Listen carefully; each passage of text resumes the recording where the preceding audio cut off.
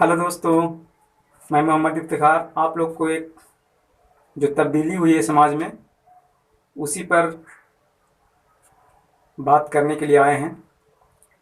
तब्दीली हर चीज़ में हुई है, समय का तब्दीली हुआ है और हर चीज़ में, लेकिन और कुछ तब्दीली है जो हम लोगों को जहन में नहीं आ रहा, उसी पर हम आज बात करेंगे।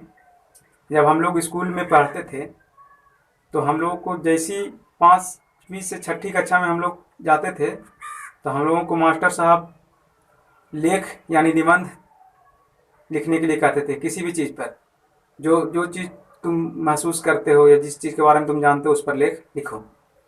तो सबसे आसान लेख हम लोगों को एक ही चीज़ होता था कि एक गाय पर लेख लिख कर लाओ। तो पहले जो हम लोग लिखते थे कि गाय एक पालतू पशु है, वो हमें दूध देती है और उसके 2 सींग है, मतलब जो हम लोगों को समझ आता था उस समय हम लोग लिख देते थे।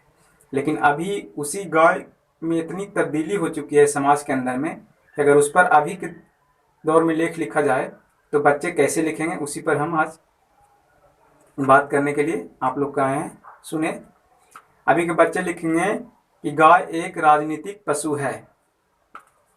हमारे मुल्क के कुछ नेता अपने राजनीतिक फायदे के लिए इसके नाम का उपयोग करते हैं, जिससे हमारे समाज पर बहुत ही बुरा असर हुआ है। लोग एक दूसरे को इसी गाय के नाम पर कत्ल कर देते हैं, जो कि हमारे मुल्क के लिए सही नहीं है। कुछ ज्ञानी बाबा लोग हैं जो इनके मूत्र से और गोबर से सारी बीमारियों का इलाज संभव बतलाते हैं और इसी का फ़ायदा उठाकर वो गौमूत्र और गोबर को अपनी दुकानों पर बेच रहे हैं और कुछ लोग इन्हें खरीद भी रहे हैं। तो यही सब तब्दीली होगी और हमारे मुल्क में इसी को माता भी कहा जाता है, लेकिन गौ माता ने अभी तक किसी को अपना बेटा स्वीकार किया है या नहीं, वो सिर्फ गौ माता को ही पता है।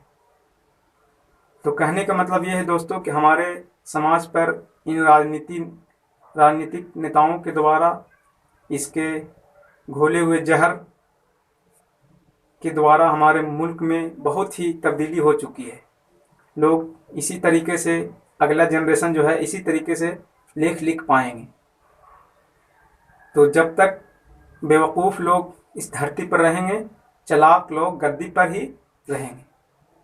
तो इसी से अगर आप लोग को ये बात सहमत हो तो हमें कमेंट्स बॉक्स में बताएं और हमारे चैनल को सब्सक्राइब करें। शुक्रिया।